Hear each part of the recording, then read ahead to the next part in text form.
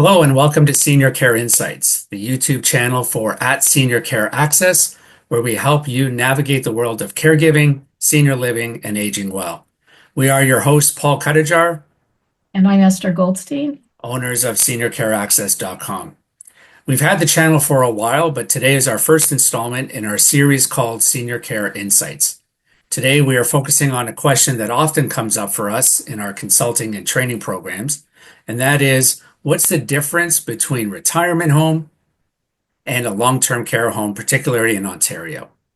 It is a critical distinction, and understanding it can help you and or your loved one find the right fit should you find yourself at the crossroads. So let's dive in. Esther, you ready to go? I am. Excellent. So first, let's define what a retirement home is, and then we can define what a long-term care home is. So, a retirement home is a privately owned residence, typically offers accommodation and to some degree care and support, things like meals and housekeeping and activities. However, the level of care can vary widely. Some retirement homes provide a few basic supports only, maybe just meals and a bit of housekeeping, while others offer more extensive care. Things like assisted living and even memory care are offered in retirement homes. Um, long-term care homes, on the other hand, are used to be called nursing homes, and they are designed for seniors who require 24-hour nursing and supervision. These homes receive government funding and are regulated by the Ministry of Long-Term Care. The staff in long-term care homes include registered nurses, personal support workers, and other healthcare professionals that can handle more complex medical needs. So would it be fair to say that we could easily define the two as one being privately owned, paid by the end user, the family member, the individual, and on the long-term care side of things being government funded and government run? Not necessarily government funded and government run. There is government funding to help subsidize. The government doesn't run them, the government inspects them. Most long-term care homes are actually also privately owned. Hmm. The big distinction is that government legislation, because in order to even build a long-term care home, you need a government license to do that. You can't just build a long-term care place and call it a long-term care home. Right. Whereas Right. a retirement home, anybody can build a retirement home, and they apply for a retirement home license, and they just follow the regulations, and they get that license. They don't need permission to build. Right. There is overlap in the care levels as well, though, which makes it a little bit confusing because some retirement homes will provide very close to or almost the same care as a long-term care home. And it's happened over time. Originally, retirement homes, there was a huge distinction. Retirement homes were for independent people only, and long-term care homes were for people that needed care. Over time, because of the strain on our long-term care system and less beds for the number of seniors that need them out there, retirement homes have adapted, and that's why there's overlap. And so over time, over the last, I'm going to say 25 years, gradually we've seen more and more retirement homes that provide heavier and heavier care. And so the line is blurred in some cases. Interesting. So another big question is cost, right? Right. What is the cost for one or the other? So retirement homes, it varies. It varies in a very big way. They're all privately paid for, so there's no government subsidies for retirement homes. There are some that might be a little bit lower in price because they may be owned by a religious organization or community organization. The not-for-profits tend to be a bit lower priced. Those also have the longest waiting list, though. Hmm. On average, in Ontario, I would say you need at minimum $3,500 a month. And that would be just for your basics. That wouldn't really involve if you need a lot of care. And more than likely that price point is not in a city, in a big city. Hard to find that price point in Toronto. You may find that price point though in smaller communities outside of Toronto. And in Toronto proper, the price can go up to as much as $18,000 a month, Wow. depending on location and what your care needs are, because that you're charged extra for. The homes tend to split care and accommodation, because accommodation is also legislated by the Tenant Protection Act. So they can only raise the rent by a set percentage every year, whereas care is not legislated. So care prices vary from one home to the next. And depending on what your care needs are, it can become very costly. Long-term care, on the other hand, has government funding.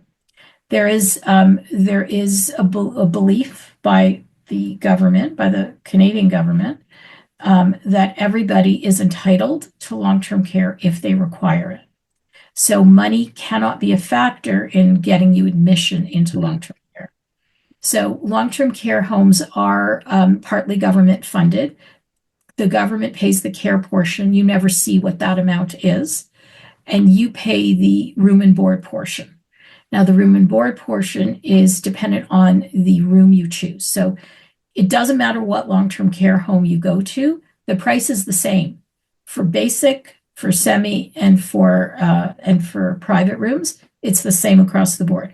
It's just a matter of which homes have what type of room available when you apply or when you get admission. So the range in price is from the low 2000s to close to 3,000 a month, depending on what accommodation you end up in. Now, if you only have basic pensions, you don't even necessarily get to the base price. So in that case, you can apply for subsidy, and you will get a subsidy to cover the base room cost, minus $150 of your pension, because they allow you $150 for a care allowance, so that if you need a haircut, if you need any incidentals, you have money to do that with. There's also a subsidy if there's a couple and one has remained at home and one requires long-term care, because there's an acknowledgement that it's cheaper for two people to live together than apart. So spouses, if they're left managing rent or whatever, they can apply for an extra subsidy as well. So that's sort of a really big difference, because there are no subsidies at all for retirement homes. Sounds complicated. And I think it's that complication that Not that complicated if you talk to people that know the exact. right, but for the average family, first time going through this or having to be presented with these options, especially exiting a hospital stay, it can be quite overwhelming, quite confusing. Yeah. And what about admission requirements? I mean, you talked about the private retirement side of things. We talked about the long-term care side of things, but what about admission? I mean, do we just show up with our loved one and expect to get a room and care? I mean, like, what does that look like? Yeah, no, that's not what I'm saying. So don't do that. Is that what you're saying? Don't just show up. No. So if it's retirement homes, you would call the homes you're interested in, and I always recommend you call more than one. To me, if you see three, give yourself three in a certain area, in a certain price point that works for you. Go see three, and you go on a tour. You can even ask if you can stay for lunch. You can try the food, watch what's going on, witness some of the activities, whatever. I even actually recommend a trial stay a lot of the time. So if the person isn't quite sure or before they move in, you can stay for a week and see what it's like and see if you like the environment. Anyways, once you do that, you probably have to have a medical assessment done, either by your own doctor, or there might be some assessment at the property as well. Everyone is different. If they approve you, you can manage the financial costs. you can move in fairly quickly because they're in most cases there aren't waiting lists in retirement homes. Most retirement homes do have availability. They may not have the room you want, and in that case, then it's your decision what you want to do. But in most cases, you can get into a retirement home very quickly. Long-term care is different. So, because long-term care is managed by Ontario Health at Home, there are 14 offices or major, there's more than 14 offices, but there's 14 areas in Ontario for Health at Home. They're the government agency that manages home care and long-term care. So you would have to contact them and they would have to do an assessment to see if you qualify for long-term care. You may not qualify. Their rules are, do change, and they may say that you can manage with home care and provide you a lot of home care until you're eligible for long-term care. But they determine eligibility. If they believe you're eligible, then they assist you with form completion. They give you a list of homes. You can choose up to 5 homes to go on waiting lists for, and then you wait. And you can be waiting months to years. That's the really difficult thing because there is a shortage of beds in our system. A lot of the beds are going to crisis people quickly. If you're not crisis, you could be waiting a very, very long time at home.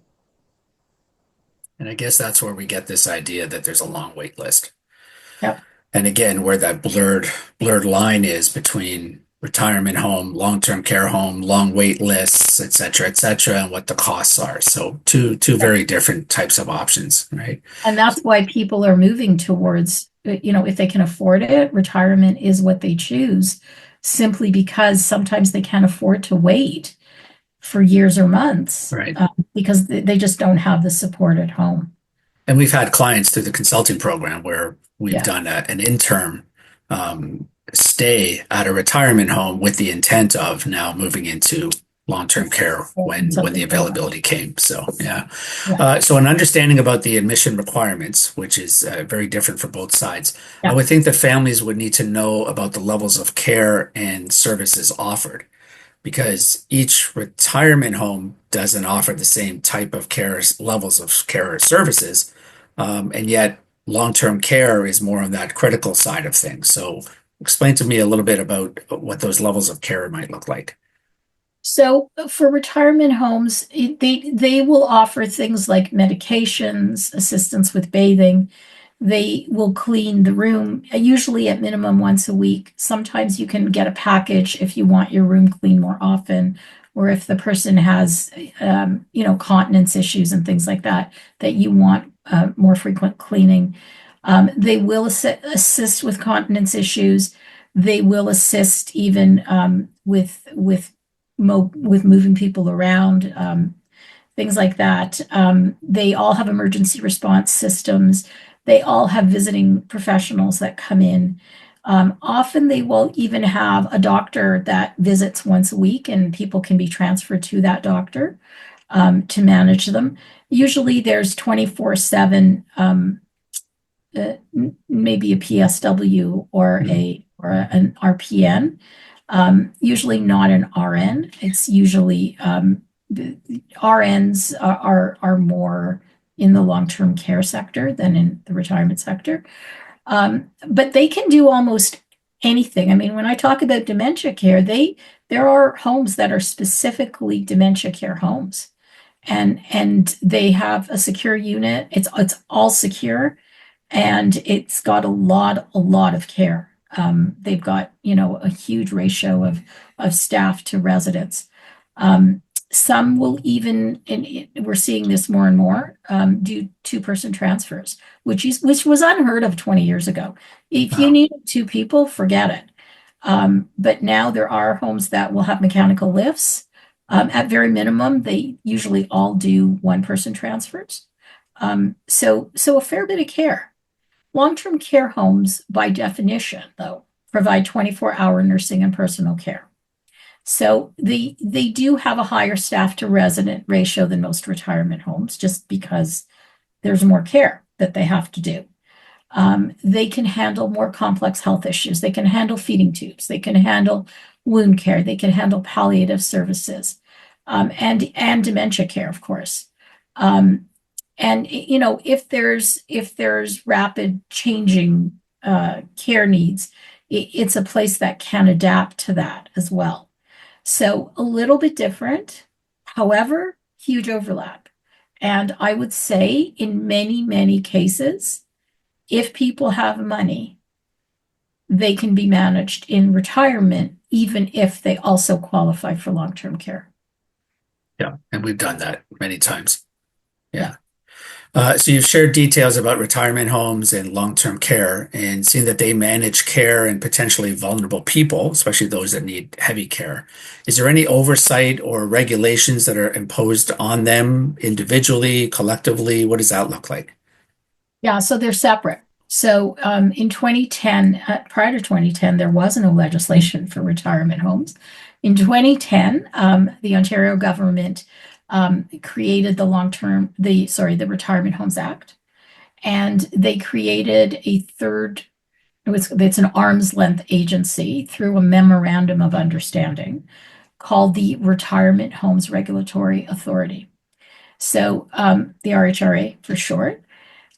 They set standards, and they inspect and they license retirement homes. If there are complaints, it goes to them. They inspect the home for complaints. They have many, many inspectors that are out in the community inspecting retirement homes. But if you want to open a retirement home, you don't need a license before you open it to do it. You don't need permission to build a retirement home. Wow. You just apply for a license once you've built it. Long-term care is different. Long-term care is regulated under the Long-Term Care Home Act. It's a little bit more extensive than the Retirement Homes Act because of the amount of care that is usually involved. And they set the rules around care, staffing, safety, resident rights. They also have inspectors, different inspectors to the RHRA, and the inspectors go out if there's complaints. The inspectors just do random checks. There is actually a website for long-term care where you can actually see inspection reports. You can do the same with retirement home reports on the RHRA's website. And so they're both quite transparent in terms of that. And if there are serious infractions from either organization that either organization is picking up, they can give them penalties. They can, in extreme cases, they can take away a license as well. Interesting. So they are regulated just a little bit differently from each other. Yeah. So we need to recognize that our presentation today is just a quick overview, but how would someone know which option is best for their loved one? Again, we get calls all the time through the consulting program. The family member, the POA, the adult child is saying, "Oh, this is what we are going to do." But then when we get into the information of it, the background, it's like, that's probably not what's going to happen. It's going to happen like this. So, how do families even know what option is best for their loved ones? So I mean, at the very least, you need to know kind of what care they need, if they need care, what it is. But ultimately, one of the biggest deciding factors is cost, and what you can afford. Retirement homes are more expensive. If you're only getting basic pension, you probably can't find a retirement home. If you're on basic pension, your best bet is to call Health at Home and get them to do an assessment. Even if they say you're not eligible yet, they can provide home supports for you. So, unfortunately, if you don't have money, you don't have a lot of choice. You have to wait till you get sick enough to get into a long-term care home. Right. If you have money, though, and you think that maybe retirement would work for you, your best bet is to actually contact a couple of homes, explain what the needs are, and see if they can manage them for the price point that you have. You certainly will get in there quicker. It tends to be more interactive for people simply because most people are healthier than in long-term care. many long-term care homes have very, very heavy care people or a lot of people with dementia. So it limits the kinds of activities that they can even do. Hmm. Hmm. Whereas retirement homes have a lot of healthy people. And they have all kinds of things going on all day long. They're wonderful. And some of them even have buses and they take you on field trips and things like that. It really is a much nicer environment to be in than a long-term care home. So ultimately, I think care needs and what you can afford are the two biggest factors in what the right place is. But I mean, we do have a consulting program where we can sit and talk with people as well about what's going on and um, what they might apply for, and what level of care we see them at, because we work with people all the time and know exactly uh, what would make them qualify for one or the other, and we can offer that guidance as well. And I think a point to note on the retirement side is that, quite often we see commercials where, there's a couple or an individual, they're having the time of their life. That's on the independent living side of things, Yeah. right? Yeah. That's they're quite active. They're able to do and all of that. They have the funds to live that lifestyle.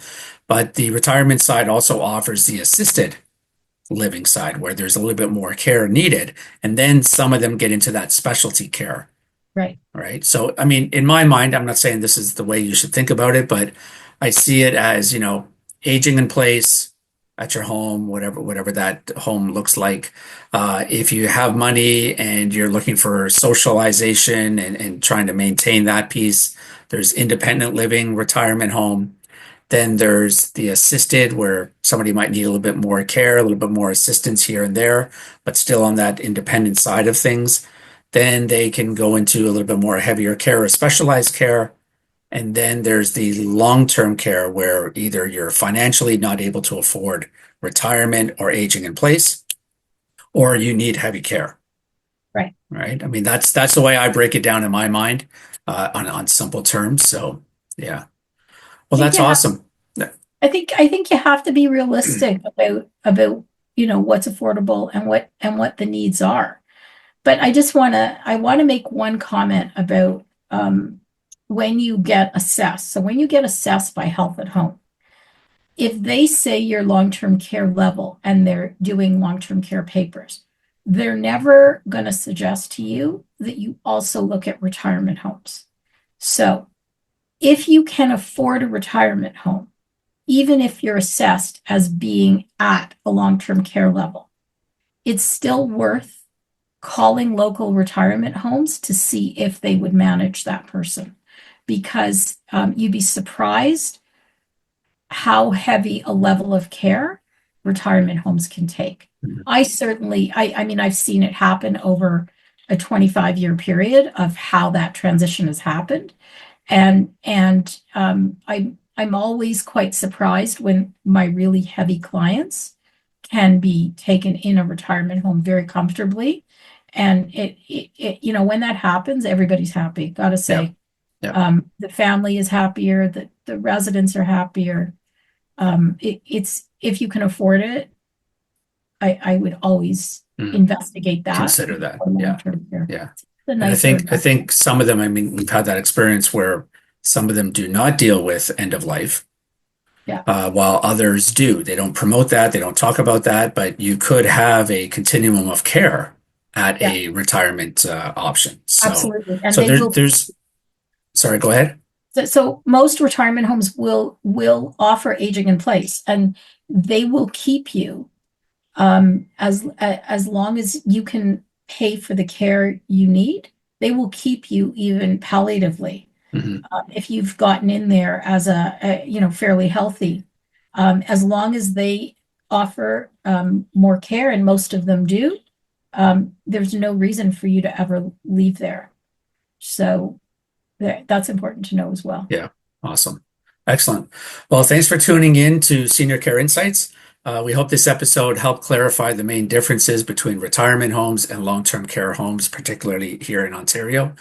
Remember, each individual's needs are unique, so take the time to research, visit locations, and ask plenty of questions before making your decision. If you are considering a retirement home, you can begin your search at www.seniorcareaccess.com. And if you need to consider long-term care, you can visit www.ontariohealthathome.ca. If you found this video helpful, please share it with a friend and please leave a review for us. And please don't forget to subscribe. And this way you'll never miss another episode that we're coming out with. So I'm Paul Cutajar. I'm Esther Goldstein. Until next time, stay informed and be well. Thank you. Thank you.